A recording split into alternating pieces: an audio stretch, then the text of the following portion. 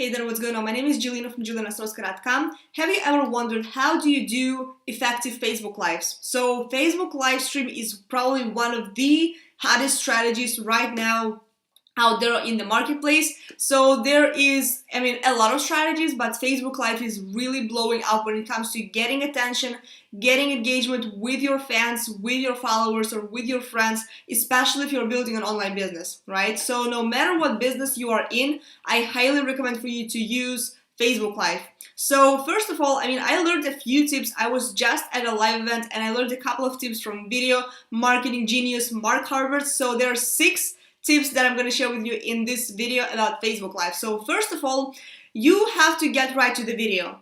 And that is something that is a little bit different from recording a regular video just like this one, because when you go live, either from your fan page on Facebook or from your personal profile, and that is something that I was doing the first minute or two, people are usually waiting for their friends to jump on the Facebook Live. And I was there telling people, I'm gonna wait for a couple more seconds for people to jump on. I'm gonna wait for a few more minutes for people to jump on. If you're just starting out, you can wait for the entire time for people to jump on, especially if you don't have a lot of followers. So instead of doing that, actually care about people who are going to be watching the replay. They don't want to see everybody's time is precious and valuable, so make sure you're not wasting their time as well, so that when they open up your Facebook Live, they are actually going to see the real value.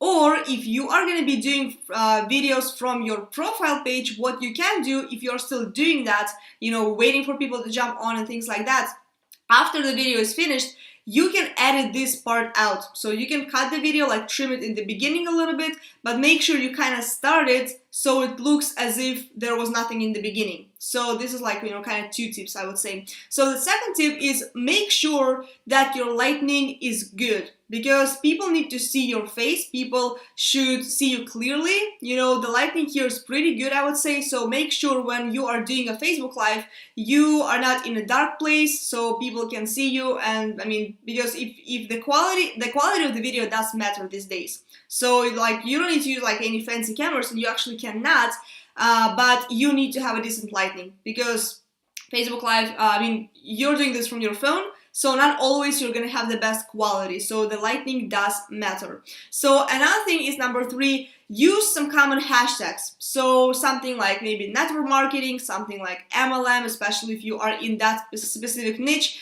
maybe entrepreneur or success. Use a few hashtags. Sometimes I just throw in some hashtags for some fun, or some something related to a topic that I'm talking about.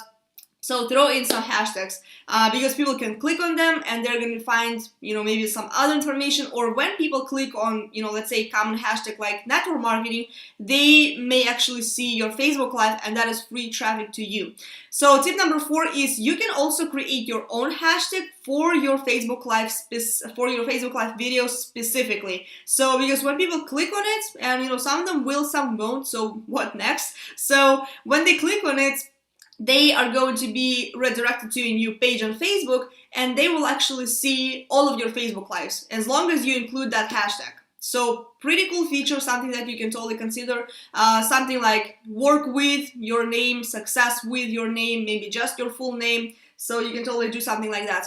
So number 5 is make sure, if you're going to be doing broadcasts, you probably want, especially in the beginning, make sure you do them at around the same time every single day. If you're doing them every day, then try doing them at the same time. So I personally, when I first started doing Facebook Lives, I set my time at 12 p.m. Eastern time. So that was a good time for me based on my schedule. That was a pretty good time for an audience in the States. So you always see when is your audience very active. So if that's the time, use that.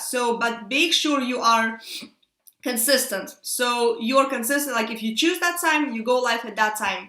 So, then you can obviously tweak it, but in the beginning, I would just stick to that so your audience can expect from you when you do those live streams. So they kind of get used to that, and they maybe even include that in their schedule. So, and last but not least, This is something that a lot of people are worried about, and including myself, sometimes I was worried about that too, is whenever you go live on Facebook, first of all, it shows like a little live, like little red button, and also it shows how many people are actually watching your Facebook live. So, but please don't be worried about that, because the number of people that are on the live stream at the moment does not really matter. So, because then there are going to be people who are going to be watching the live stream, the replay, then you can go ahead and share this. Like, the total views is probably what matters, and not even that. What matters is, the amount of engagement that you're getting and the amount of people that are actually coming on and the audience that you're going to be building, right?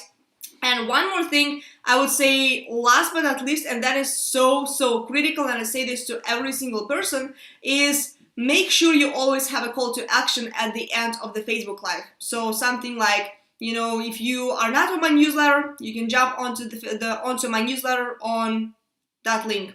If you are struggling with XYZ, feel free to reach out to me. If you have challenges with lead generation, health and wellness, feel free to send me a private message. Something like that. It can be really simple. You can include your call to action in the description as well. You can put it in the comments, whatever floats your boat, but make sure you give a call to action so that people take the next step. Because if you don't tell them what to do, they will not do anything. So I hope you found these tips helpful. If you did, feel free to like this video, comment below your thoughts, and share this with anybody you think this might be helpful to. And also, if you would like to receive some more free trainings from me in the future, go to my blog at JelinaSorska.com, click on the sidebar banner, enter your name and email information, and you will be added to my newsletter. And as well, you'll receive a free ebook as a bonus, and I will see you on the next video. Bye-bye.